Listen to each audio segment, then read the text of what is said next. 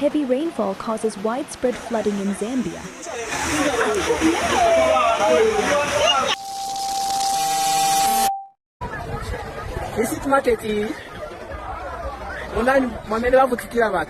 Heavy rainfall has caused widespread flooding in various parts of Zambia, with more rain expected in the coming days.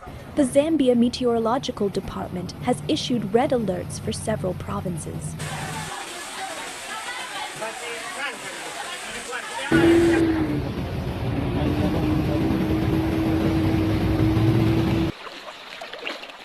Residents are advised to take necessary precautions and stay informed about the latest weather updates. The heavy rainfall, which has been ongoing for several days, has already caused flooding in parts of the country, increasing the risk of flash flooding, waterlogging, and landslides.